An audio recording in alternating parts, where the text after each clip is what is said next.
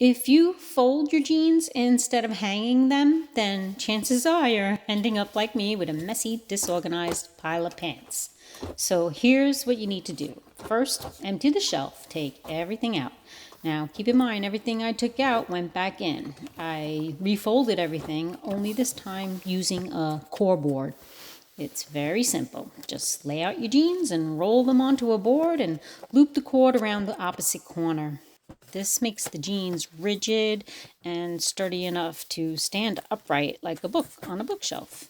And they won't become unfolded and all messy again. So I start with the ankle part of the jeans, so the top of the pants are showing on the outside, and this way you'll be able to identify each and every pair of your pants.